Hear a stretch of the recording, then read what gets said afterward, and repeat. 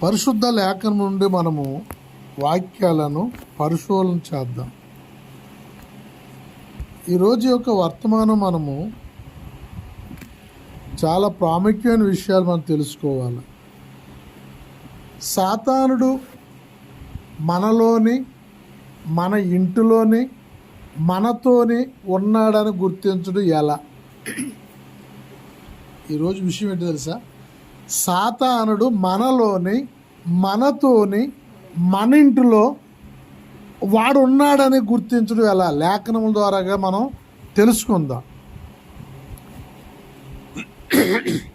యేసుప్రభే కాదు లోపల నివసించేది, సాతానుడు కూడా లోపల నివసిస్తున్నాడు ఖచ్చితంగా. యేసుప్రభేమో మనం ఆహ్వానిస్తే లోనికి వస్తారు, సాతానుడేమో పిలవకుండానే వారి యొక్క క్రియలను పెట్టి వచ్చి కూర్చుంటాడు. ఇదేనా అదేనా అంతే. ప్రభువారు రావాలంటే పరిశుద్ధ క్రియలు కావాలి, సాతానుడు రావాలంటే వాడు సంబంధించిన క్రియలు ఉండాలి మన దగ్గర. ఉంటే స్పష్టముగా ఎవరి క్రియలను పెట్టి వారు ఎవరింటికి వచ్చే చుట్టాలో వాళ్ళ ఇంటికి వెళ్తారు తప్ప ఇంకొకరింటికి వచ్చే చుట్టాలు ఇంకో ఇంటికి వెళ్ళరు. ఒకవేళ తెలిసి ఉండొచ్చు, పరిచయం ఉండొచ్చు, కానీ ఎవరింటికి వచ్చే చుట్టాలు వాళ్ళ ఇంటికాడికి వెళ్ళి వాళ్ళ ఇంటికాడే భోజనం చేస్తారు. అంతేనే కదా? అంతేగాని తెలిసిన వాళ్ళు అందరి ఇంటికి వెళ్ళి గొబ్బుకుని వెళ్ళి కాలు కడుక్కోండి అంటే కడుక్కోలేరు, భోంచండి అంటే భోంచలేరు. యేసుప్రభు మాట చెప్పారు అనమాట, వారు తండ్రి క్రియలు వారిలో ఉన్నాయి. ప్రారంభం నుంచి ముగింపు వరకు బైబిల్ మనం చూస్తే సాతానుడు ఎవరిని కూడా వదిలిపెట్టకుండా మోసగిస్తూనే ఉన్నాడు, ఒక్క యేసుప్రభుని తప్పించి. ఒక్క యేసుప్రభుని తప్పించి అందరినీ మోసగించాడు. భూమి మీద జన్మించిన ప్రతి ఒక్కరిని కూడా. మొట్టమొదటి వ్యక్తిని చూద్దాం. ఆదికాండం 3వ అధ్యాయము మొదటి నుంచి కొన్ని వచనాలు. ఆదికాండము 3వ అధ్యాయము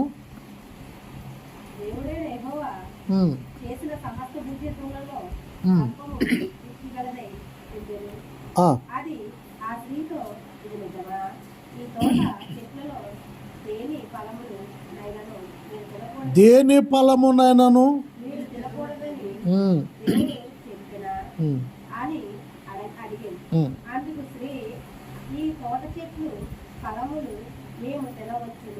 అయితే తోట మధ్యనున్న చెట్లు ఫలములు గూర్చి దేవుడు మీరు చావు పుట్టినట్లు వాటిని తినకూడదని వాటిని ముట్టకూడదని చెప్పినని 4వ వచనం వరకు చదువు తల్లి.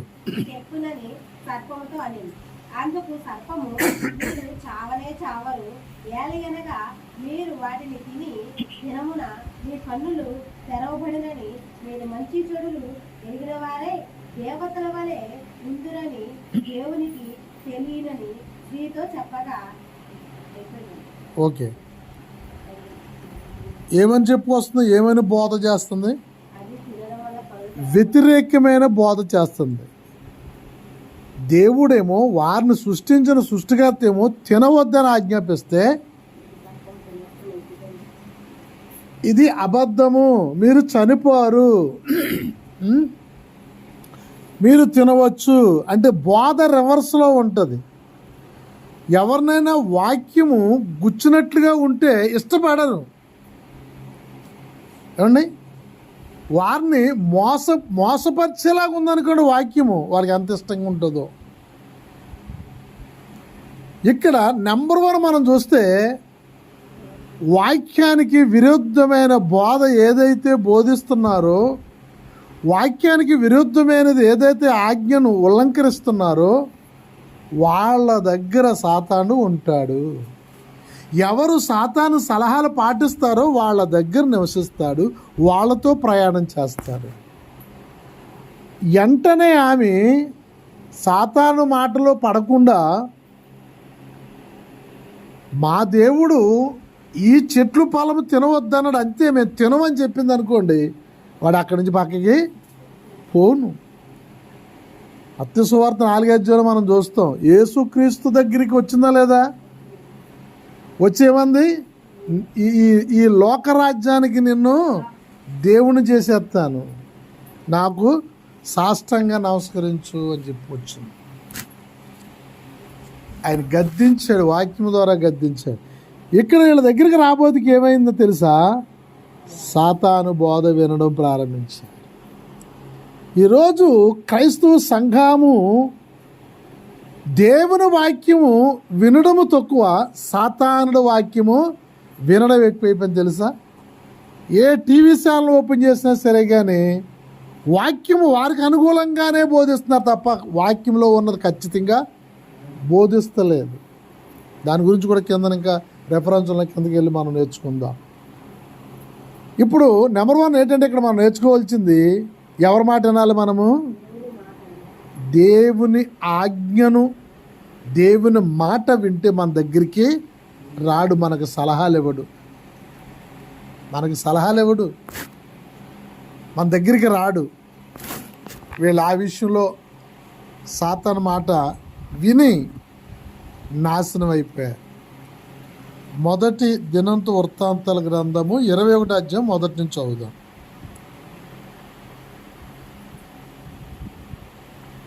చదువుదామా? మొదటి దినంత వృత్తాంతాలు 21వ అధ్యాయము మొదటి వచనం. తరువాత సాతాను ఇశ్రాయేలీయులకు, మీరు బాగా చదువుకున్న వాళ్ళు, నాకంటే చదువు తక్కువ. చూడండి, తరువాత సాతాను ఇశ్రాయేలులకు విరోధముగా లేచిందట. సాతానుడు నీకు విరోధంగా లేస్తుంది. నీ కుటుంబంలో, నీ బంధువుల్లో, నీ బిడ్డల్లో, నీ యొక్క భార్య, భర్తకి భార్య విరోధంగా లేస్తే జాగ్రత్తగా చూసుకోవాలి. సర్రమని లెగిస్తుంది. అప్పుడు నువ్వేమని గ్రహించాలి? సాతానుడు నీ దగ్గర మెండిగా ఉన్నాడని గ్రహించాలి. నీవే విరోధంగా లేగితే ఎదుటోళ్ళకి ఎవరిది మంద తప్ప న్యాయమని మనం తెలదా? కొన్ని విషయాల్లో న్యాయాన్ని పాతిపెట్టేసి అన్యాయం వైపే మనం కూడా ఏం చేస్తాము? లెగుతున్నావు అంటే మనలో ఎవడున్నాడు? సాతానుడు. విరోధంగా లెగుతున్నావు అంటే అవతల వ్యక్తి తెలుసు, అవతల వ్యక్తి గురించి మనకు తెలుసు, అవకాశం దొరికింది, తొక్కేయాల అంటే ఇప్పుడు ఎవడున్నా లోపల? సాతానుడు ఉన్నాడు. విరోధముగా లెగిస్తాడు. ఒకవేళ నీపక్షంగా లెగిస్తే, సాతాను నీపక్షంగా లెగిస్తే అవతల నుంచి గుర్తించుకోవాలి. నీలో సాతానుడు ఉండే నువ్వు ఎలా లెగిసావు అనక్కలద్దు. నీకు తెలియాలి, నీకు తెలియపరచాలని దగ్గర వాక్యం ఉండాలి. వాక్యం ధ్యానించగలగాలి. వాక్యం గురించి పూర్తిగా అవగాహన కలిగి ఉండాలి. లేకపోతే సంఘంలో గొడవలు ఆడుకుంటుంటారు. సంఘంలో వ్యక్తులే తగాదాలాడుతుంటారు. సంఘంలో వ్యక్తులే అప్పులు ఇచ్చుకుని కాడ పుచ్చుకుని కాడ భేటీలు వస్తుంటాయి. కారణం ఏంటంటే సాతానుడు మీలో ఉండి లెగుతున్నాడు కాబట్టి. అవునండి. ఇంకా గౌరవం తెలుసా? సంఘం పాస్టర్మ్మ గారే ఆ సంఘానికి పాస్టర్గా కాదు, ఆ గ్రూపుకి మేనేజర్గా ఉంటారు. చాలా సంఘాల్లో సీట్లు నడిపిస్తారు. కొందరు సీట్లు నడిపిస్తారు. ఎందుకని? కట్టి వాళ్ళు అందరూ ఆ సంఘస్థుల్లోనే ఉంటారు కదా. ఏ యాత్ర ఉండదు. ఒక 5 లక్షలు సీట్ వేసుకుంటే కట్టకుండా 5 లక్షలు వచ్చేస్తాయి లాస్ట్కి. విరోధంగా లేకడం అన్నమాట. అంటే వాక్యానికి విరోధంగా లేకడం. మనం జాగ్రత్తగా చూసుకోవాలి. ఇది వాక్యానికి విరోధంగా లేస్తున్నారు. వారిలో ఏమన్నాడు? సార్ అక్కడ ఎంత నష్టపోయారని తెలుసా? ఇశ్రాయేలుకి విరోధంగా సాతాను లేకడం వల్ల అండి ఎంతమంది చచ్చిపోయారు? చదువుదాం. ఇశ్రాయేలులకు విరోధముగా లేచి ఇశ్రాయేలులను లెక్కించుటకు దావీదును ప్రేరేపించింది. దావీదును వాడుకుందట. ఇశ్రాయేలును చంపేవాలంటే ఎవరిని వాడుకోవాలంటుందట? అసలు సంబంధం ఉందా? ఇశ్రాయేలును చంపాలనుకుంది సాతాను. ఇశ్రాయేలుకు ప్రజలను వాళ్ళందరినీ కూడా నాశనం చేయాలనుకుంది. నాశనం చేయాలనుకుని ఎవరి దగ్గరికి వచ్చిందట? దావీదును ప్రేరేపించిందట. అసలు దావీదు పరిశుద్ధాత్మకే పూర్ణుడు, దావీదు ప్రార్థనా వీరుడు, దావీదు విశ్వాసకర్త, దావీదు ఇంకా చెప్పండి దావీదు గురించి ఎన్ని కోణాల్లో వెతికినా దావీదు దేవునికి ఐక్యతమైన కలిగిన మనిషి. అయినా సరే అవకాశము వస్తుంది అనుభూతికి ఎవరినైనా సరే ఇడిచిపెట్టదు వాక్యాన్ని హృదయంలో లేకపోతే. దావీదులో చిన్న గర్వం బయలుదేరిందండి. ఏమనుకుంటున్నాడట, ఇశ్రాయేలీలు ఇప్పుడు నా ఏలికలలో లేక నా పరిపాలనలో ఎంతమంది ఉన్నారో ఒక సంఖ్య రాయించుకుంటే బాగుంటుందన్న ఆలోచన వచ్చిందంట ఆయనకి. అతనికి ప్రియ స్నేహితుడు ఉన్నాడు సైన్యాధిపతి. ఆయన అంటున్నాడు, వద్దు, ఇది మంచి క్రియ కాదు, దేవుడు నీ జనాంగాన్ని బాగా పెంపొందిస్తున్నాడు, లెక్క పెట్టుకోవాల్సిన అవసరము లేదు. కానీ సాతానుడు ఎవరిని ప్రేరేపించాడట, దావీదుని ప్రేరేపిస్తే ఈయన ఎన్ని మంచి చెప్పాడో కింద వచనాలన్నీ కూడా అస్సలు లెక్క చేయలేదు. నిన్ను ప్రేరేపిస్తుంటాడు. ఒక్కొక్కసారి నీవు నిద్రపోతున్నప్పుడు, లేస్తున్నప్పుడు, నీ పని చేసుకుంటున్నప్పుడు, నీ నువ్వు బ్రతుకుతున్నప్పుడు నీలో ప్రవేశించి నిన్ను ప్రేరేపిస్తాడు. దావీదునే ప్రేరేపించిన వాడు నిన్ను ప్రేరేపించలేడా? నువ్వు దావీదు కన్నా ఎక్కువ ప్రార్థన చేయగలిగే శక్తిమంతురాలువా? నువ్వు దావీదు కన్నా ఎక్కువ ధనము, బంగారము, ఎండి, నాణాలు ఇవ్వగలిగే శక్తిమంతురాలువా? నీవు గొప్ప దైవజనుడుగా, గొప్ప విశ్వాసగా, గొప్ప యాజకుడికి తెలియని విషయాలు దావీదు చెప్పాడు. ఓ సందర్భంలో దావీదు ఒక సైనికులు ఆకలితోటి దేవుని మందిరం దగ్గరికి వచ్చారు. ఆ సేవకుని అడిగారు, ఏమన్నా మాకు మా సైనికులకి తినడానికి ఏమైనా ఉందంటే, బల్లమే పెట్టిన రొట్టెలు తప్ప నా దగ్గర ఏ ఆహారము లేదు అన్నాడు. అప్పుడు అంటాడు, ఏం పర్లేదు తీసుకురా, సన్నిధి రొట్టెలు ఎవరు తినాలంటే యాజకుడు తినాలంట. యాజకుడు ఇంకెవరు తినకూడదు. ఒకరు తినలేకపోతే అది దాని విధానం ప్రకారంగా దాన్ని కప్పెట్టాలి, దాయాలి, దాని లెక్క ప్రకారంగా చేయాలి. దావీదు అంటున్నాడు, ఆ రొట్టెలు తీసుకురా అన్నాడు. అయ్యా మీరు తినకూడదు, ఇది వాక్యానికి విరుద్ధం అంటే, వాక్యం నాకు తెలుసు. ఏమన్నారు తెలుసా అక్కడ, మేము మా సొంత భార్యలకి మేము ఈ శరీరము చాలా దినాలైంది మేము వేరై, మా దేహాలు పరిశుద్ధంగా ఉన్నాం, ఈ మందిరంకి వచ్చేప్పుడే మేము మా బట్టలు మేము శుచిపరచుకుని వచ్చా, ఈ రొట్టెలు తినడానికి అరుగులు మేము అని. ఏం కాలేదు వాళ్ళకి. ఎందుకని? పరిశుద్ధంగా తీసుకున్నారు వాళ్ళు. యాజకుడు తప్ప ఎవరు తినకూడదు అన్నది ఇశ్రాయేలు సైన్యం కూడా తిన్న హాని కలలేదంటే వాక్యములంత దిట్ట, వాక్యము తెలుసుండి, ప్రార్థనా వీరుడయ్యుండి, ఏమండి విశ్వాసములో బలమైన దిట్టయ్యుండి కూడా దావీదు లాంటి వ్యక్తినే ప్రేరేపించిందండి. నువ్వెంత నేనెంత. కానీ ప్రేరేపిస్తున్నప్పుడు నీకు గుర్తుంచుకోవాలి, దావీదుని ప్రేరేపించిన దురాత్మ ఈ రోజు నన్ను ప్రేరేపిస్తుంది. అది నాశనమును గాక, అది నాలో నుండి బయటకు వచ్చును గాక, అని నువ్వు దాన్ని బయటకు పంపించుకోవాలి తప్ప అది ఎవ్వరూ ఏం చేయలేదు. ఎవరికి తెలియదు, ఎవరికి కనిపించదు. దేవుని స్తోత్ర. సాతాను ఎవరికైనా కనపడతారా, దేవుడు ఎవరికైనా కనపడతారా? ఈ రహస్యమైన విషయాలు అది నీ అంతరాత్మకి తెలుస్తుంది. వాక్యం నీ దగ్గర ఉంటే, వాక్యం నీకు తెలుస్తుంటే, వాక్యం నువ్వు ధ్యానం చేస్తుంటే, దేవుడికి నువ్వు భయపడుతుంటే. తెలుసా, దావీదు లాంటి గొప్ప దైవజనుడు, దావీదు లాంటి గొప్ప వ్యక్తిని పడదోషిస్తుందండి, ప్రేరేపించింది. ఏం కాదు, ప్రేరేపించింది, అంతే. ప్రేరేపించింది. సైనికుడికి ఆర్డర్ వేశాడు, మన దేశంలో ఎంత జనం ఉన్నారో అందరూ లెక్కడికి రండి, ఎన్ని రోజులైనా పర్లేదు, స్త్రీలు ఎంతమంది ఉన్నారు, పురుషులు ఎంతమంది ఉన్నారు, పిల్లలు ఎంతమంది ఉన్నారు, అంతా లెక్కించరండి అన్నాడు. అంతే. అది దేవుడికి ఇష్టం కాక ఏండి వేల జనంగా చనిపోయినట్లుగా కింద వచ్చిన వాళ్ళు మనకు కనపడుతుంది. అక్కడికి వెళ్ళవసరం లేదు. ఎందుకు చెప్తున్నానంటే విషయాలు, ప్రియమైన వాళ్ళారా, చెడ్డగా ప్రేరేపిస్తుందేమో, చెడ్డ ప్రేరేపణ మన దగ్గర ఇది తలంపులకి తెస్తుందేమో, దాని నుండి నీవు విడుదల పొందాలి. అందుకే దేవుడు ఈ వాక్యాన్ని మనకి నేర్పిస్తున్నాడు. ఈ వాక్యాన్ని మనకు నేర్పిస్తున్నాడు. ప్రతి వాక్యం మనకు నేర్పిస్తున్నాడు. మనం నేర్చుకోగలిగితే సాతానుడు మన దగ్గరికి వచ్చి మనం ప్రేరేపించాలంటే ఎక్కడికి రావాలాడు? ఆడు ఎక్కడ ప్రవేశించాలి? నీ మైండ్లోకి వెళ్ళిపోవాలి. వచ్చేసాడు.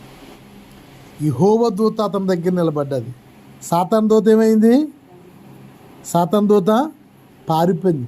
ఎందుకు ఈయన దగ్గరికి వచ్చి ఈయన దగ్గర నిలబడలేకపోయింది? ఎలా ఉన్నాడట అతను?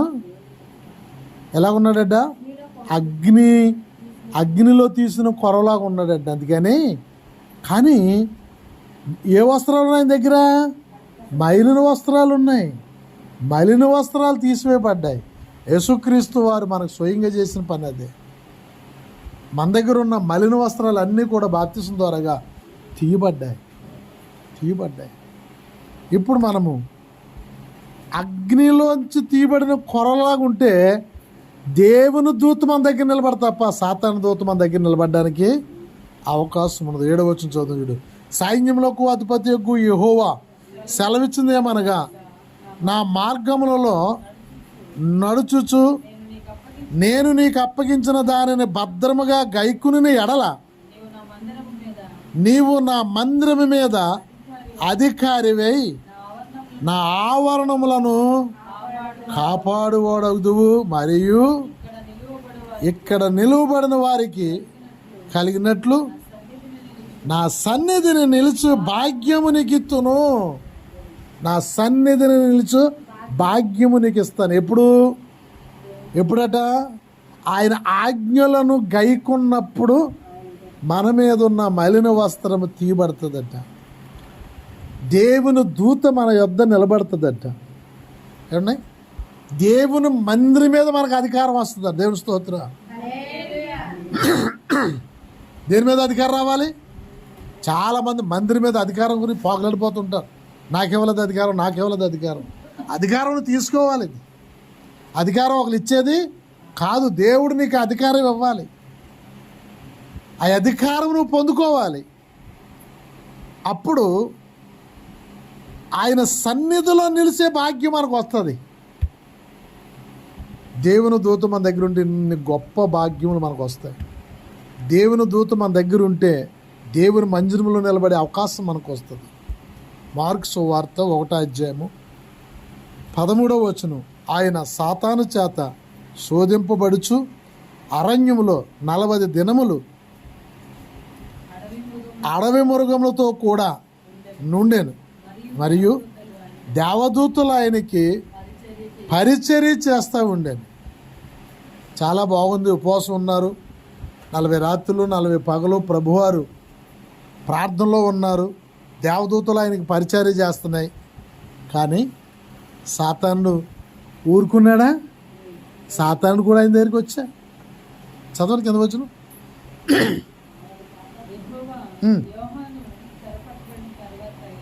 మనకు మత్తయి సువార్తలో దొరికింది. సాతాను ఏ రీతిగా ఆయన దగ్గరికి వచ్చారు? 4వ అధ్యాయంలో ఏ రీతిగా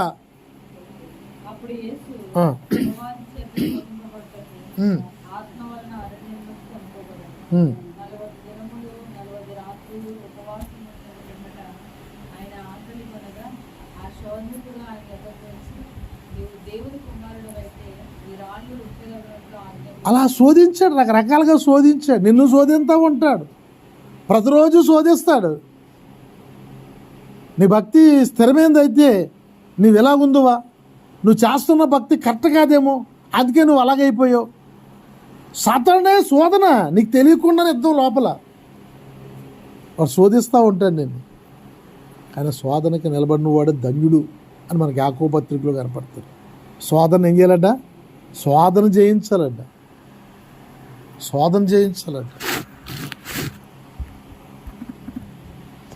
శోధిస్తాడు. ఎవరినైనా సరే శోధిస్తాడు. ఈ శోధించేప్పుడు అది రోగముగా శోధించవచ్చు, మానసికంగా శోధించవచ్చు, ఆత్మీయంగా శోధించవచ్చు, ఏ రీతికైనాను శోధించవచ్చు. ఈ శోధించే విషయంలో వాడు వీడు అని ఏమీ తారతమ్యాలు ఉన్నాం. అందరినీ కూడా పరిపూర్ణంగా శోధించడానికి అధికారం ఇవ్వబడ్డది. దానికి అధికారము ఇవ్వబడ్డది. ఖచ్చితంగా అందరూ శోధింపవలసిందే. ఎలాంటి వారైనా సరే కానీ ఆ శోధనకు ఏం చేయాలి? నిలవాలి. కానీ శోధనలో ఉండుకోండి. బత్సింగారు వెళ్తుంటే దెయ్యాలు పారిపోయి బత్సింగారు వెళ్తుంటే ఎంతోమంది రోగాలు బాగుపడేవారు.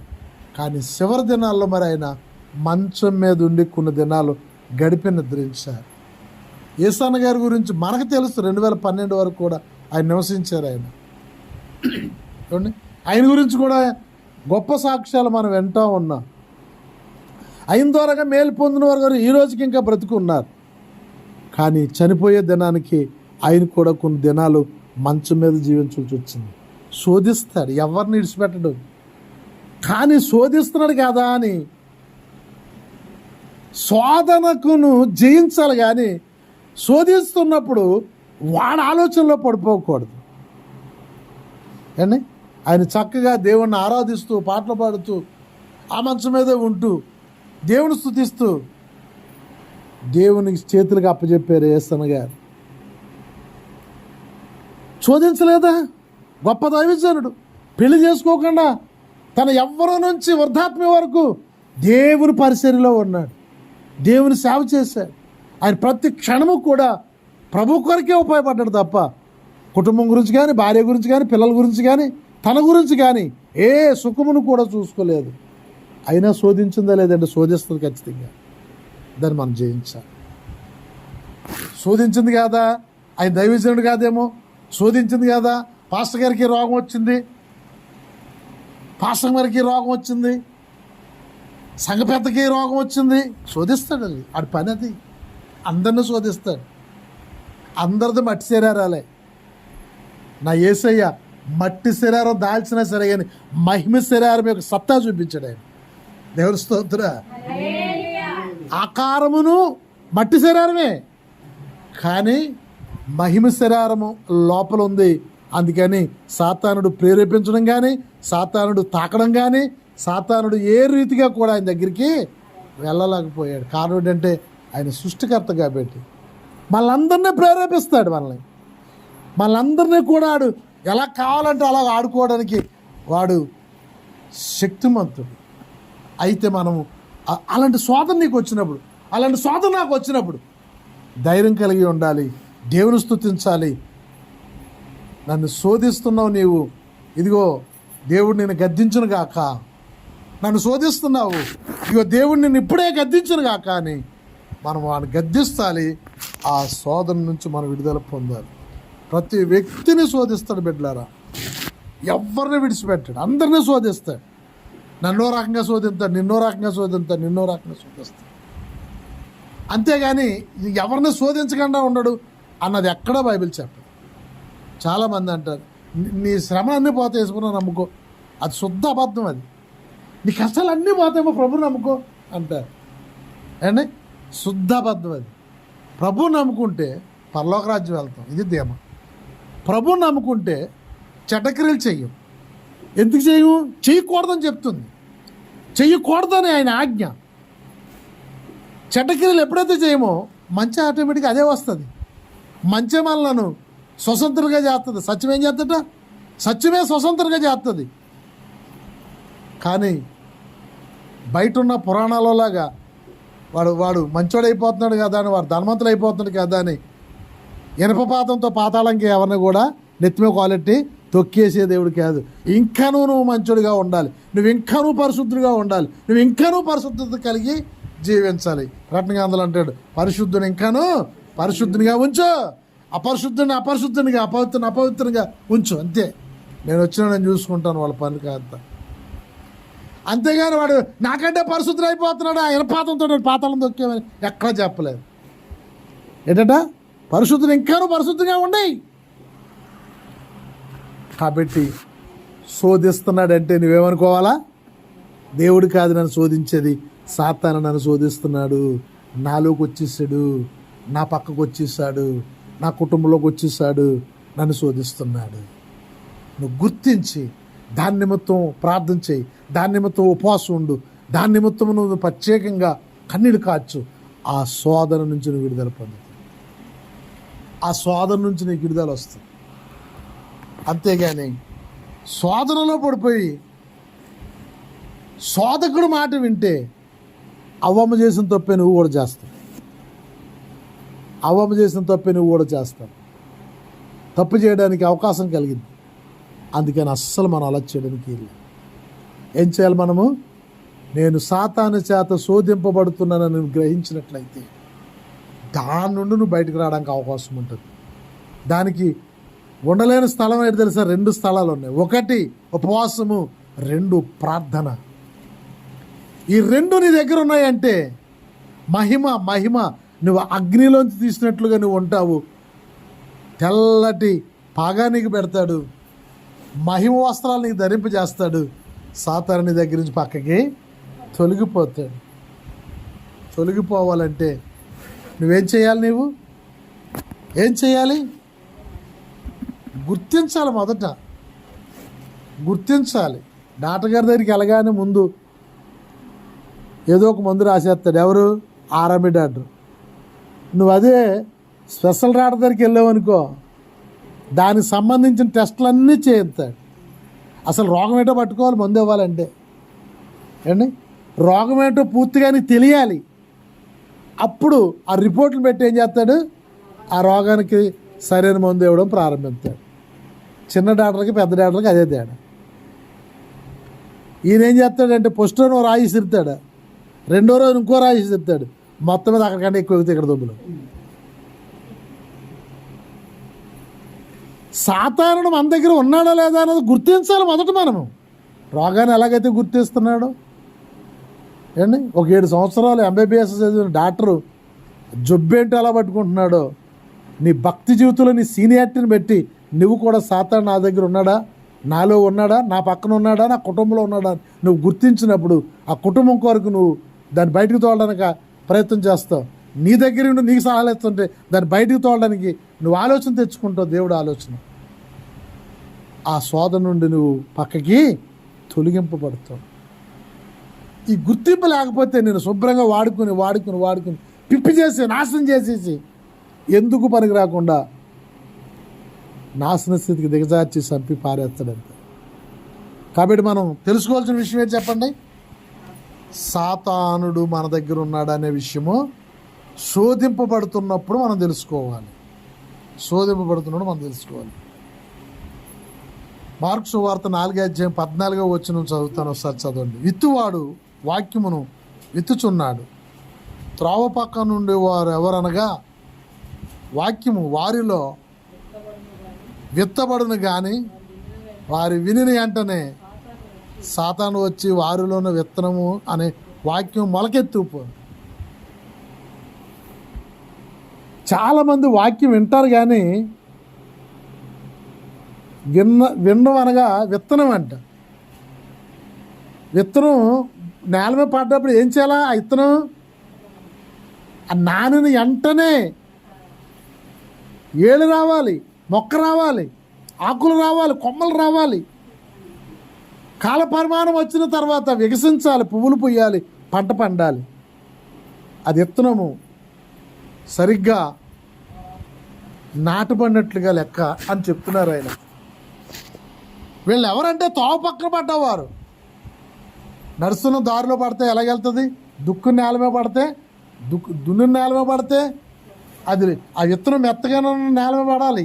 దున్ను నేల మీద నడుస్తున్న గొట్టు మీద పడితే ఏముంటుంది? అది ఇంకోటి వచ్చి మరలా తొక్కుతాడు, ఆ వెనకాలడు వస్తాడు, ముందుడు వస్తాడు, దాన్ని తొక్కుతూ ఉంటారు. ఆ సమయం పొన్నంచేపు ఒకవేళ మొలొచ్చేమో, ఒకవేళ మొలడానికి కూడా అవకాశం లేదు. అది పైన ఉంటుంది కాబట్టి పక్షులు అడ్డుకుపోతున్నాయి అంటున్నాడు ఆయన. ఎందుకంటే త్రోవలో ఉంది కాబట్టి, విత్తనం ఎక్కడుందో స్పష్టంగా కనపడుతుంది కాబట్టి. దేవుని యొక్క అభిషేకము చేత కప్పబడకపోతే, పరిశుద్ధాత్మ సహాయము చేత నువ్వు కప్పబడకపోతే వాక్యము వినలేని వారు వాళ్ళు ఎవరట? చాలామంది వాక్యానికి అన్న నిర్లక్ష్యం. వాక్యము వెళ్తాం చూస్తాం. ఎవరో గ్రూప్లో వాక్యం పెట్టారు ఇందాక, ఆ పాస్టర్ ఎలా గద్దిస్తున్నారో వాక్యానికి వినలాంటి సేవకుల గురించి, వాక్యానికి సరైన సమయం ఇవ్వలేనటువంటి విశ్వాసుల గురించి,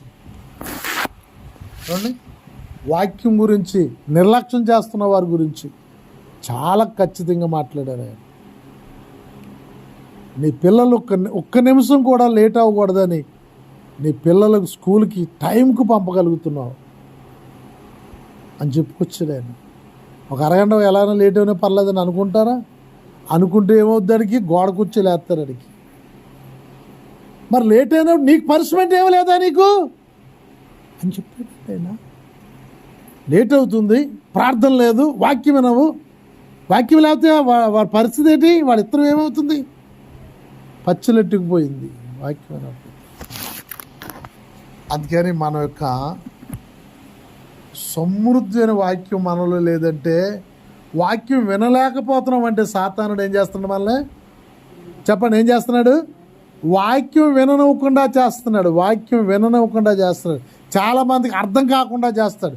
చాలామందికి వచ్చి కూర్చున్న సరే కానీ ఆ వాక్యం ఏంటో బోధపడకుండా నీ ఆలోచన అంతా ఎక్కడో ఉంటుంది. ఆ ఆలోచన అలాగే బీసిపోయినప్పుడు కురుబడిలో వచ్చేస్తుండే. అంటే మైండ్ ఆలోచన మీద ఉంటుంది కదా. ఆ గొబుక్కుని ఎలా ఊగే గబుక్కు అలా ఊగబోతుకి వాక్యం ఏం చెప్పారో ఏం తెలుతుందా? తెలియదు అసలు. పచ్చలెట్టిపోయినట్లుగా ఉంటే ఏముందండి? పచ్చలెట్టిపోతే ఏముంది? వాక్యము లేనివంటి వారు అని చెప్తున్నాడు ఆయన. సాతానుడు వాక్యం లేకుండా చేస్తున్నామో గుర్తుపెట్టుకోవాలి. సరైన సమయానికి రానిత్తం లేదేమో, సరైన సమయానికి విననిత్తం లేదేమో అంటే సాతాను నీ దగ్గరే ఉన్నాడు. ఉండి ఏం చేస్తున్నాడు? వాడు ఏం చేస్తున్నాడు? రానివ్వకుండా చేస్తున్నాడు. శుక్రవారం చాలా ఎంతమంది అయితే రాలేదు, వాళ్ళందరూ సాతాను చేత బంధింపబడిన వారే. ఆదివారం ఎంతమంది అయితే రాలేదు, వాళ్ళందరూ కూడా సాతాను చేత బంధింపబడిన వారే. ఖచ్చితంగా చెప్పగలుగుతారు. వాక్యం చెప్తుంది. వాక్యము లేనట్టు వారు సాతాను వాళ్ళని బంధించింది. ఇవాళ నువ్వు అవ్వచ్చు, రేపు ఇంకొకరు అవ్వచ్చు, ఎల్లుండి ఇంకొకరు అవ్వచ్చు, రేపు ఆదివారమే మీలో ఎవరో ఒకరు అవ్వచ్చు. సాతాను బంధించిందే మీరు రాలేకపోయారు. ఎస్, సాతాను బంధిస్తేనే మీరు దేవుని వాక్యాన్ని విననివ్వదు. వినకూడదు, వాడి పని అది. గట్టిగా చెప్పండి. దేవునికి మహిమ కలుగును గాక. లూకా సువార్త 13:16. ఇదిగో 18 ఏండ్ల నుండి సాతాను బంధించిందట. ఇవి 2 సంవత్సరాలు పెట్టి సాతాను బంధించిందట. 18 సంవత్సరాలు పెట్టి సాతాను బంధించిందంట అవని. మరి నిన్న ఎన్ని సంవత్సరాలు పెట్టి బంధించిందో? నువ్వెన్ని సంవత్సరాలు పెట్టి బందీగా ఉన్నావో వాక్యం ఆలోకిస్తున్నా ప్రియబిడ్డలారా. చదవండి ఒకసారి ఏమంటున్నాడు అక్కడ. లూకా సువార్త 13:16. ఇదిగో 18 ఏండ్ల నుండి సాతాను బంధించిన ఎవరంటావి? సాతాను సంబంధించిన పిల్లలు కాదు, లోకంలో ఉన్న వ్యక్తి కాదు. అబ్రహాం కుమార్తె, రక్షణ పొందిన బిడ్డ, దేవుని కుటుంబంలో బిడ్డ, దేవుని సంఘంలో బిడ్డ. 18 సంవత్సరాలు అయిందంట ఆవిడ పట్టుకొని. 18 సంవత్సరాలు పెట్టి సాతానుతోనే జీవిస్తుందంట. నువ్వెన్ని సంవత్సరాలు పెట్టి జీవిస్తున్నావు సాతానుతో?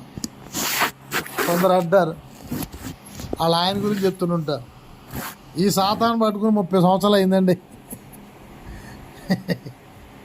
ఈ సాతాను పట్టుకుని చెప్తుంటారు కొందరు మంచివాళ్ళు. బాగా చూసుకున్న వాళ్ళు అయితే ఇంకా బాగా చెప్తారు. తన వల్ల బాధ కలుగుతుంటే ఇలా చెప్తారు. కాబట్టి ఇక్కడ 18 సంవత్సరాలు పెట్టి సాతానుతోనే ఉందంట పాపం. ఓలే ఎవరు దేవుని తెలియని వ్యక్తి అంటే అబ్బే కాదు, అబ్రహాం కుమార్తె. ఎవరి కుమార్తె? పాస్టర్ గారి సంబంధమే, పాస్టర్ గారి కుటుంబంలోంచే, విశ్వాస సంబంధమే, విశ్వాసుల కుటుంబంలోంచే. కానీ 18 ఏళ్ళు పెట్టి సాతానుతోనే ఉన్నారు. 18 సంవత్సరాలు పెట్టి సాతానునే ఏళ్తున్నాడు. ఏం జరిగిందంట ఆమెకి? చదువు. అబ్రహాం కుమార్తె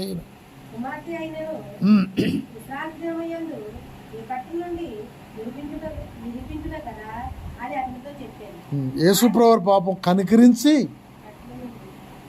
ఆ 18 సంవత్సరాల కట్లు నుండి ఆమెను విడుదల చేసి ఆమెనికి బాగు చేశారు. ఏమండి, 18 సంవత్సరాలు పెట్టి ఉందంట సాతాను ఆమె దగ్గర. చాలామంది అనుకుంటున్నారు ఆమె దగ్గర ఉందామో అనుకుంటున్నారు. ఏమండి, ఎన్నో సంవత్సరాలు అయింది నమ్ముకున్నారు, అప్పటి నుంచి ఉందలా చూసుకొని. ఉందా నేను అన్ను ఉండకూడదాడు, ఉందో లేదో చూసుకునే బాధ్యత మీది. ఎందుకంటే రేపు ఆదివారం వచ్చే వాళ్ళకి ఈ గొడవ వెళ్దాం. ఈ విషయం తెలిసిన వాళ్ళకి రేపు ఇంకోటి అవుతుంది వాక్యం. ఈ వాక్యం చెప్పం కదా రేపు ఆదివారం. నేను అందుకే అంటాను శుక్రవారం వాళ్ళ ప్రత్యేకమైన వాక్యం ఉంటుంది. ఎందుకంటే కొన్ని ఆసక్తి కలిగిన వారు వస్తారు. ఆదివారం ఎవరు వస్తారు? ఆశ్రయించుకునే వాళ్ళు వస్తారు. దేవుని స్తోత్రం. రాత్రులు వచ్చేవాళ్ళు ఎవరు వస్తారండి? రాత్రులు రావాలంటే అది మన ఆరాధన 10 గంటలు స్టార్ట్ అవుద్ది, 12 గంటల ముగిపోతుంది. ఏండి, అసలు రాత్రి ప్రార్థన అంటే 7 గంటలు ప్రార్థన చేస్తారు, 9 గంటలు ముగించేస్తారు. మనం మొదలెట్టడమే 10 అవుతుంది, మేము రావడమే 10 గంటలకు వస్తాం. అందుకని ఎవరు వస్తారు శుక్రవారం ప్రార్థనకి అంటే దేవుని మీద ఆసక్తి కలిగిన వారే రాగలుగుతారు. ఎందుకంటే వాళ్ళు ఒక నిద్రను చంపాలి, నిద్ర అనే సుఖాన్ని అనే సాతాను ఎదిరించి నెట్టుకుని రావాలంటే సామాన్యమైన పనే కాదు. అందుకని మనకి ప్రతి శుక్రవారం కూడా మనకి భక్తులు పెంపొందించుకునే వర్తమానం ఖచ్చితంగా మీ వద్దకు వస్తూ ఉంటుంది. ఈమె 18 సంవత్సరాలు పెట్టి బాధపడుతున్నప్పుడు యేసుప్రభువు కనికరించి ఆ రోజు విశ్రాంతి దినమైనా సరే ఆమెను బాగు చేసి స్వస్థతనిచ్చారట. లూకా సువార్త 22వ అధ్యాయము 31వ వచనాన్ని ఒకసారి చూద్దాం.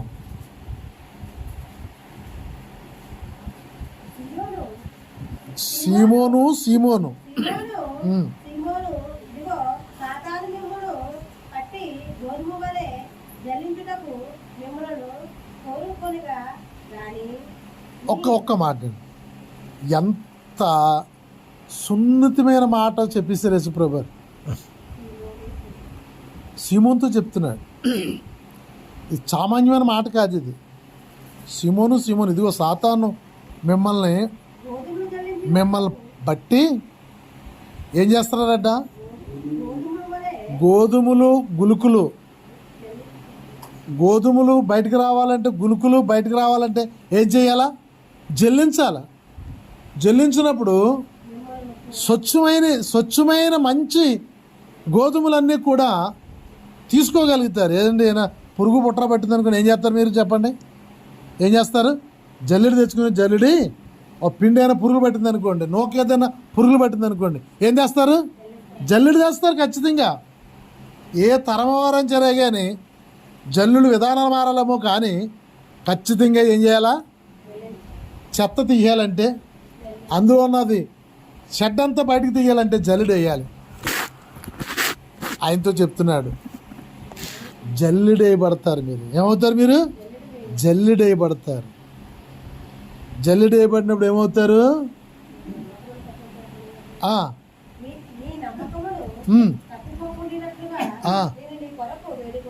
ఏమంటున్నాడు? మీరు మీ నమ్మకమును తప్పుపోకున్నట్లుగా నేను ప్రార్థన చేస్తున్నాను. కానీ జాగ్రత్త సీమోను, ఇదిగో సాతాను మిమ్మల్ని బట్టి జల్లెడేస్తుంది. జల్లెడేసినప్పుడు ఏమవ్వాలి? మనము ఏమవ్వాలి?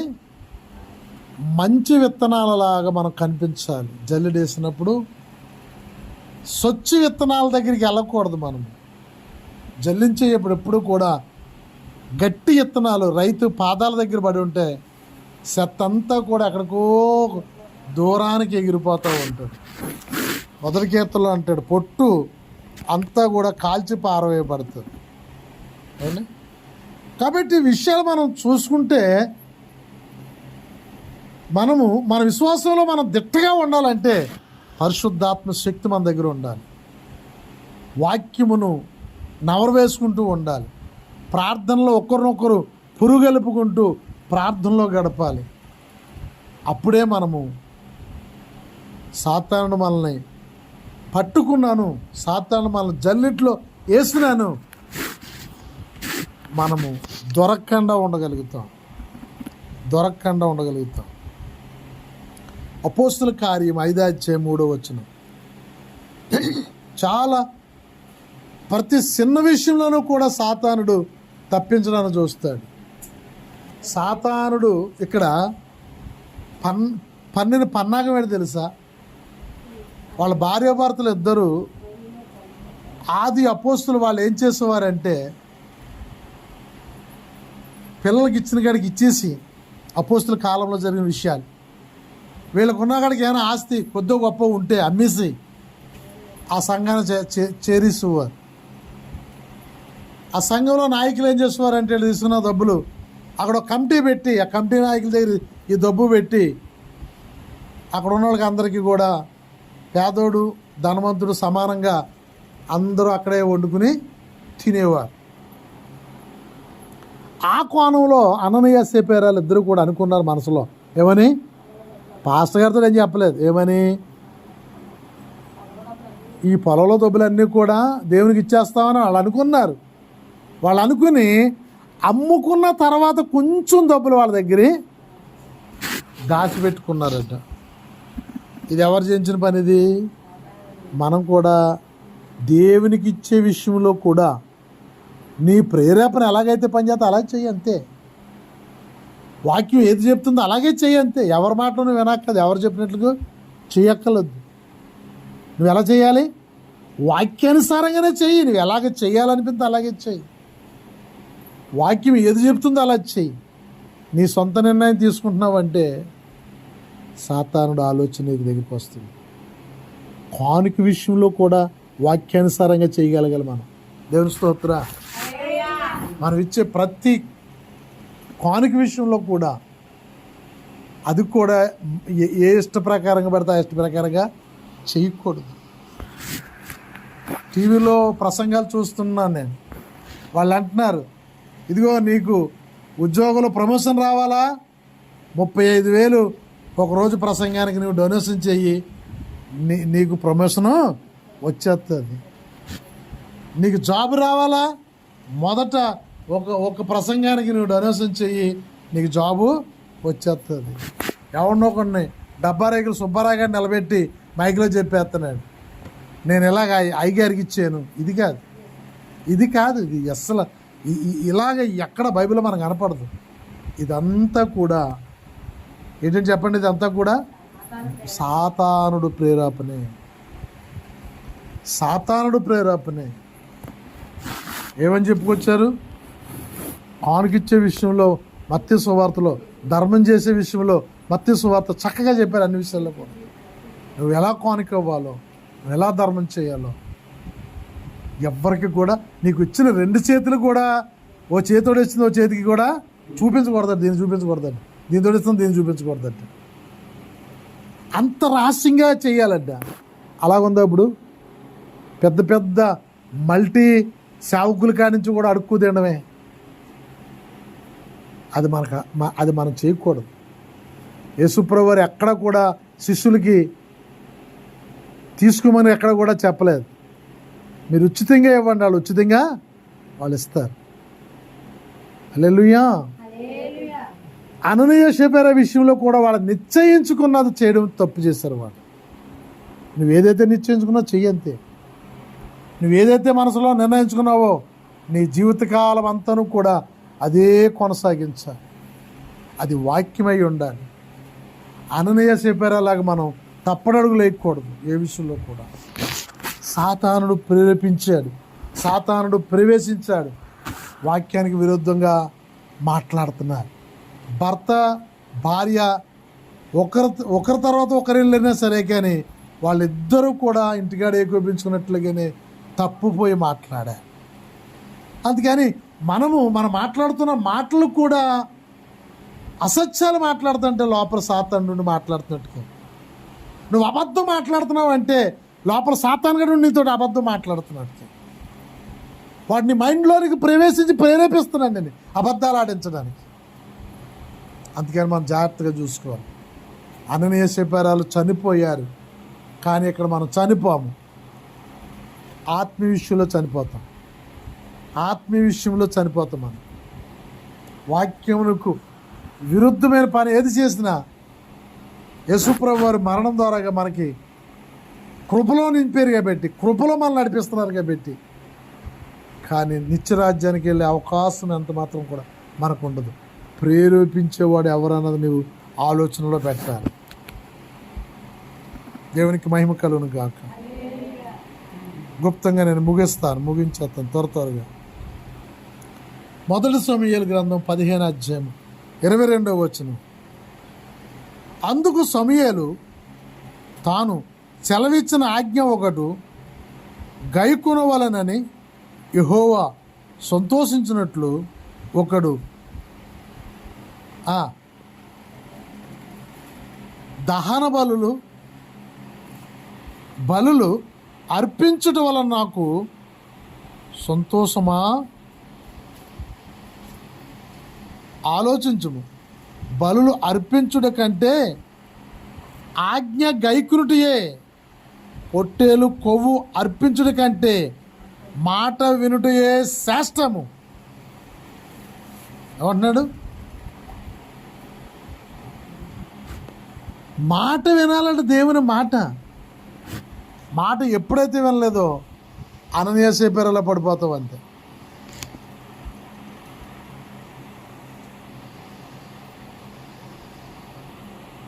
రెండో కొరింథీ పత్రిక 11వ అధ్యాయము 14వ వచనం. త్వరగా రెండో కొరింథీ పత్రిక 11వ అధ్యాయము 14వ వచనం చూద్దాం.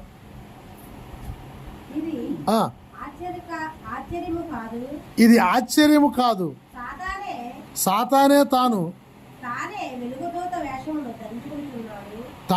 ఎలుగుదూత వేషము ధరించుకుని ఉన్నాడు.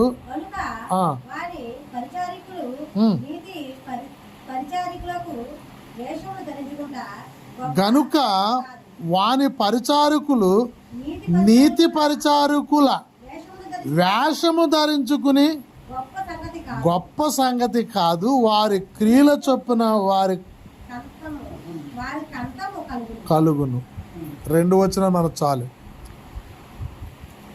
ఇది ఆశ్చర్యము కాదు, సాతానే తాను వెలుగుదూత వేషము ధరించుకును.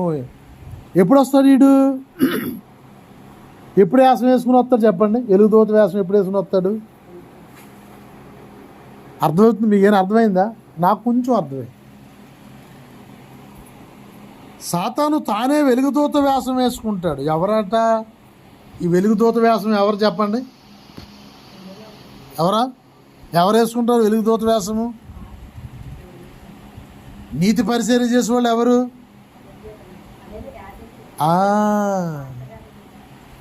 వెలుగుదూత వేషం ఎవరిదంటే ఇప్పుడు జరుగుతుంది, వేసుకుని వచ్చాడు, తిరుగుతున్నాడు. గత 2000 సంవత్సరాల నుంచి కూడా సేవ చేస్తానని చెప్పి వేషం వేసుకుని వెలుగుదూత అనగా తెల్లటి వస్త్రాలు, తెల్లటి జీవితము ప్రజలకు చూపిస్తూ వేషము ధరించుకుని ఏటట సేవకులు వేషము. వెలుగుదూత వేషం అంటే అదే. పాస్టర్లు ఒక మాట చెప్పాలంటే, ఏ పాస్టర్లు?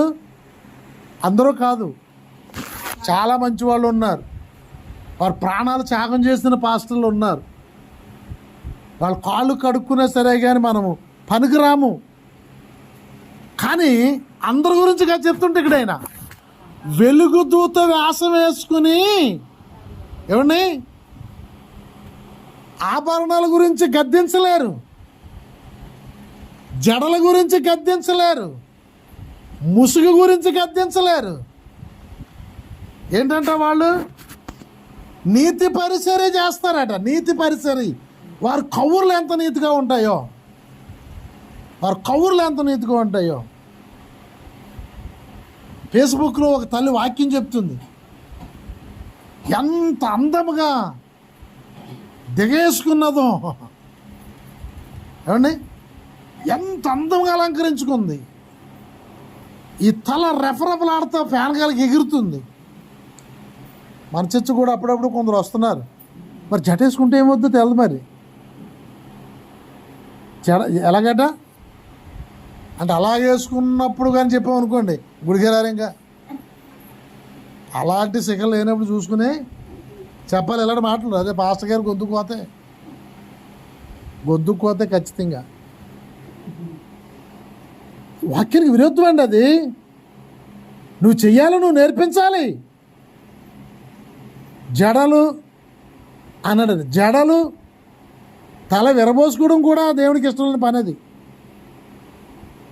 కాబట్టి తల స్త్రీకి పౌటు చెంగట ఎప్పుడు వస్త్రాలు లేనప్పుడు స్త్రీ తల ఎందుకు పెంచుకోవాలంటే పౌటు చెంగ ఇచ్చాడట స్త్రీకి. అప్పుడు బ్లౌజులు లేవు కదా, అప్పుడు ఖచ్చితంగా ఆమె ఇలా కప్పుకోవడానికి రుద్దాలన్నీ కప్పుకోవడానికి పైట్ చెంగ అది.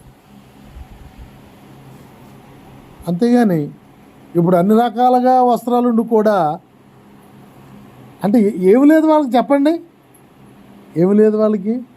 ఇత్తనమే పట్టుకుపోయాడు.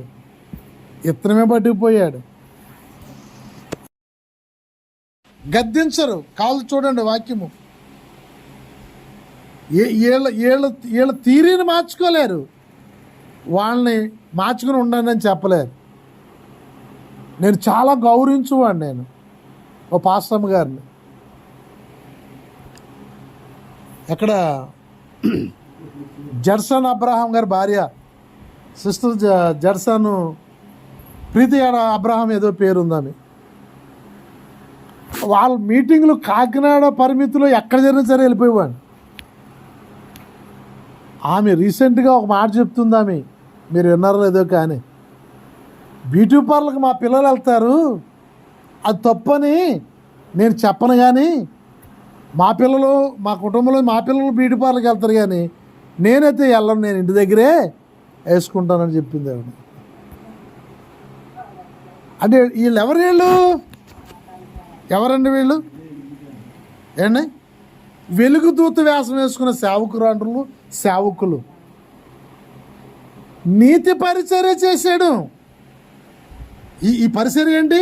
నీతి పరిచర్య. వాళ్ళు గద్దించరు, వాళ్ళని గద్దిస్తే వేరే సంఘానికి వెళ్ళిపోతారు. వీళ్ళు ఏమనంటే వేరే సంఘానికి వెళ్ళిపోతారు. ఓ పాస్టమ్మ ఒక ఇద్దరు గుర్చోబెట్టి ప్రశ్న జవాబులు చెప్తుంది. మెల్లో చిన్న సాయన వేసుకుని చిన్న రింగెట్టుకోవచ్చు కానీ ఊరికి అలంకరించుకోకూడదు అని చెప్తుంది. ఖచ్చితంగా చెప్పాలి బైబిల్ ఏం చెప్పిందో, నీకు దమ్ము ఉంటే. లేదు కదా, అలాంటి చర్చలు పెట్టుకోకూడదు. అంటే ఏంటి? నువ్వు గద్దించలేవు. వీళ్ళందరూ కూడా ఎలుగుదూత వేసుకుని సాతానుడే వాళ్ళని ఎలుగుదూత వేషం వేయించి సంఘాన్ని పాడు చేస్తుంది. పాత కాలంలో యెజబెలు ఒకతే ఉంది. అప్పుడు యెజబెలు ఎంతమంది ఉన్నారు? ఒకతే. ఇప్పుడు సంఘంలో అనేక మంది యెబిజేలు ఉన్నారు. ప్రతి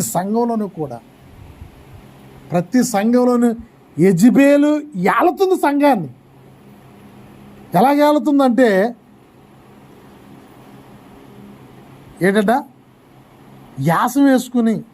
ఏ వేషం వేసుకుని? నీతి క్రియలు చేసే వేషము, వెలుగుదూత వేషము. గద్దించరు వీళ్ళు. ఏ సేవకుడు గద్దించలేకపోతున్నాడు ఈ రోజున. పోతారేమో అని భయం. ఈ సేవకుడు గద్దించాం కదా, ఆ సేవకుడు అంటే రెండు అంటున్నాడు. రెండు ఇక్కడ రూపాయికి 4, ఇక్కడ రూపాయికి 4 అంటున్నాడు. ఆ రూపాయికి 2 అంటే పోతారేమో అని భయం.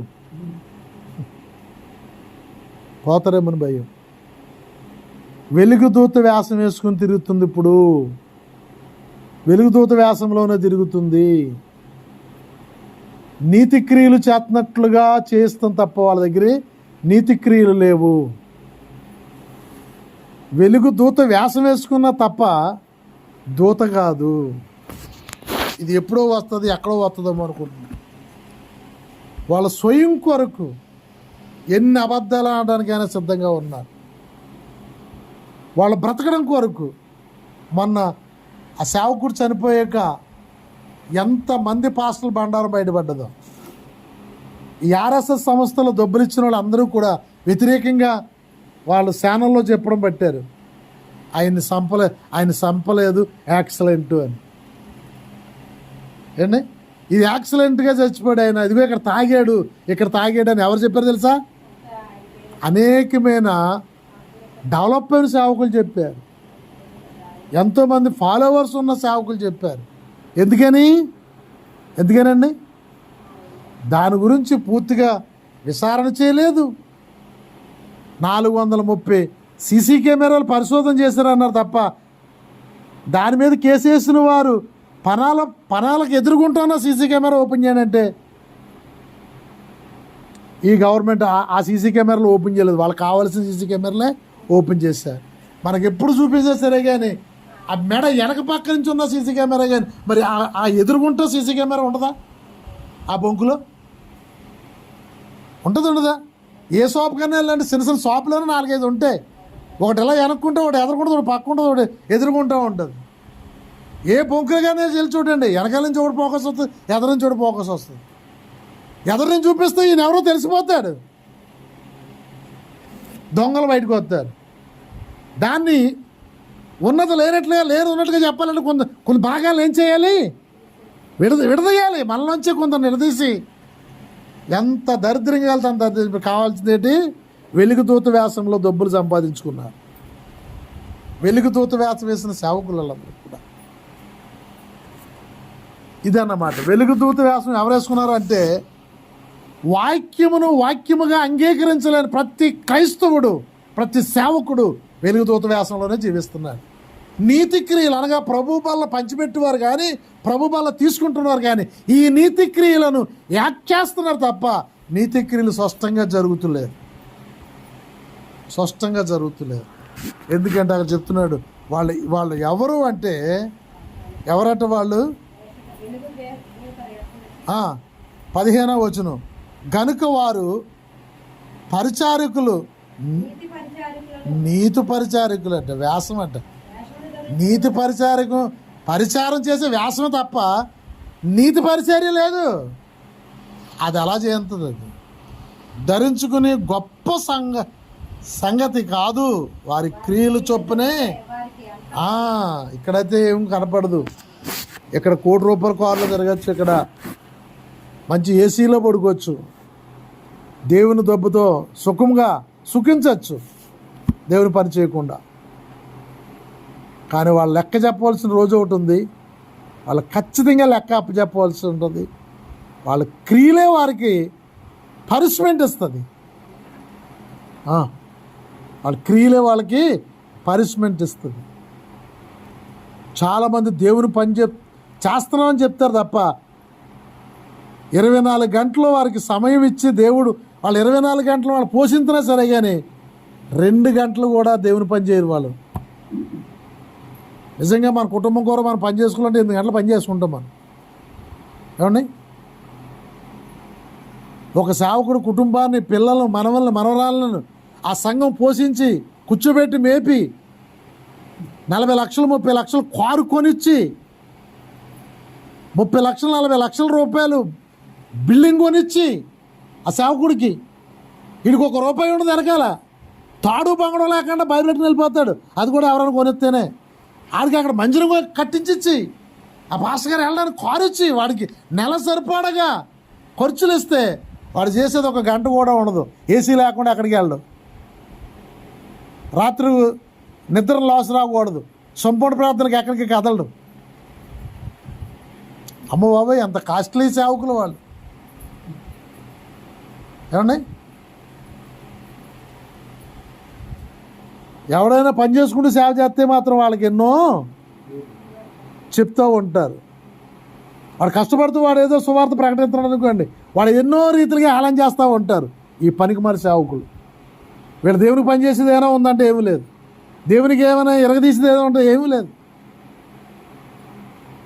ఆ ఉద్యోగం చేసేవాడు కష్టపడితేనే కానీ వాడు ₹10 సంపాదించలేడు. వ్యాపారం చేసేవాడు కష్టపడితేనే ₹10 సంపాదించలేడు. వ్యవసాయం చేసేవాడు ఎండలో మరిగితేనే కానీ ₹10 సంపాదించలేడు. కానీ ఏమీ సంపాదించకుండా ప్యాన్ వేసుకుని చక్కగా 4 మాటలు నీతి క్రియలు ఎలుగుదూత వేషం వేసుకుని ప్రతి క్రైస్తవ సేవకులు ఈరోజు అలాగే సంఘాన్ని మోసం చేస్తూ ఉన్నారు. ఈ రోజున మంది ఎంత ఉందండి? 10 మంది ఉండరు. టౌన్లోకి వెళ్ళి చూస్తే మధ్యపాత సంఘాలు చూస్తే 500 మంది 400 మంది. లగ్జరీ జీవితాలు వాళ్ళకి మామూలుగా ఉండవు. లగ్జరీ జీవితాలు.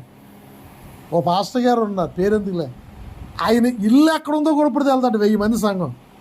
ఏ విశ్వాసం కూడా ఆయన సొంత ఇల్లు ఎక్కడుందో ఎవరు రానివాడట. ఆయనే ఎంటర్ అవుతాడు, ఆయనే వస్తాడు. సొంత ఇల్లు ఎలా ఉందో ఇప్పుడు వచ్చి వాళ్ళదట ఎవరు. 1000 మంది విశ్వాసంలో ఆయన సొంత ఇల్లు ఎక్కడుందో అనేది 1000 మందికి తెలియదు. ఇప్పుడు వచ్చి ఎక్కడ గెలుస్తారు? చర్చిలోనే. మీ ఇంటి దగ్గర ప్రార్థన పెడితే మీ ఇంటి దగ్గరే, అంతే తప్ప ఇంటికి మాత్రం అడ్రస్ కానీ ఇంటికి రమ్మడం కానీ ఇంటికి ఆ ఇల్లు ఎక్కడ వెళ్తారు వాళ్ళు. ఎలుగుదూత వేషం ఈరోజు మనం నేర్చుకోవాలి. మనం కూడా అలాంటి విశ్వాసం మోసపడుతం లేదనుకుంటున్నారా? విశ్వాసులు వెలుగుదూత వేషం వేసుకుంటలేదనుకుంటున్నారా? ఏమండి? తప్పుడు పనులు చేస్తూ, తప్పుడు మాట్లాడుతూ, తప్పుడు జీవితం జీవిస్తూ నీతి క్రియలు ప్రభుబలు తినడానికి వచ్చేస్తారు. కొందరు నాకు తెలుసు, కొందరు నేను చూస్తుంటాను. యోగ్యులైన వారు కుడిసే చేస్తాడంటే అందరూ ఎత్తేడివే, ఏదో లోకంలో సామెతలాగా. తెలుసా? చాలా జాగ్రత్త. నీతి క్రియలు, ఈ నీతి క్రియ చేస్తున్న మనము చాలా జాగ్రత్తగా మనం తీసుకోవాలి. చాలా జాగ్రత్తగా మనం జీవించాలి. లోకంలో ప్రతి విషయంలోనే రాజీ పడాలి, తగ్గించుకోవాలి. నీతిపరులుగా మన దేహం దేవునికి, లేకపోతే వారి క్రియలు లెక్కని నేను చూస్తానులే అంటున్నాడు ఆయన. జాగ్రత్త. వెలుగుదూత వేషం వేసుకుంటున్నావేమో, వెలుగుదూత వేషంలో జీవిస్తున్నావేమో, నీతి క్రియలు చేస్తున్నాను అనుకుని నీతి క్రియలు నీతిగానే నేను చేస్తున్నాను అనుకుంటున్నావేమో. అది నీతిగా ఉంటే దేవునికి మహిమ. నీతి క్రియలు జరిగిస్తూ తీసుకుంటే దేవునికి మహిమ. అది జాగ్రత్త. చివరిగా 2 రిఫరెన్స్ ఉన్నాయి, నేను ముగిస్తాను. మత్తయి సువార్త 7:15 అంటాడు, అబద్ధ ప్రవక్తల గురించి జాగ్రత్త పడి వారు గొర్రె చర్మం వేసుకుని మీ యొద్దకు వద్దురు, కానీ లోపల వారు ఘోరమైన తోడేళ్ళు. ఏ వేసన వినొస్తారంట? పైన గొర్రె పిల్లలా కనపడతారంట, గొర్రె పిల్ల కనిపిస్తారట. మీరు జాగ్రత్తగా ఉండండి, జాగ్రత్తగా ఉండాలి. మనం చాలా జాగ్రత్తగా చూసుకోవాలి. ఎందుకంటే మన దగ్గర ఉండేది వాక్యము, ప్రతి ఒక్కరి చేతిలో ఉన్నది ఖడ్గము. ఇదే మనం పరిశోధించేది. ఎవ్వరూ మనం నేర్పించక్కర్లేదు. మనము వాక్యానుసారంగా ఉన్నామా లేదా? సాతాను నా యొద్ద ఉన్నదా? సాతాను నాలో ఉన్నదా? సాతాను నా కుటుంబంతో నడిపిస్తుందా? వాక్యం చేత నడిపింపబడుతున్నామా మేము? వాక్యం చేత నడిపింపబడుతున్నానా నేను? వాక్యం చేత నేను జీవిస్తున్నానా? ఇదిగో అగ్నిలోంచి తీయబడినట్లుగా నేను ఉన్నానా? దేవుని మహిమ వస్త్రం ధరించుకుని నేను ఉన్నానా? దేవుని దూత నా పక్క నిలిచి ఉన్నదా అని ప్రతి క్షణము కూడా పరీక్షించుకుంటేనే కానీ మహాభక్తులే ప్రేరేపించింది. అది మహాభక్తులనే పడగొట్టేసింది. అది మోకాళ్ళ మీద ప్రార్థన చేసే వాళ్ళనే సంకరాకించింది. ఒక మాట చెప్పాలంటే బిడ్డలారా, కాబట్టి మనం తెలుసుకోవాల్సిన వారై ఉన్నాం. మనం ఏం చేయాలి? మనము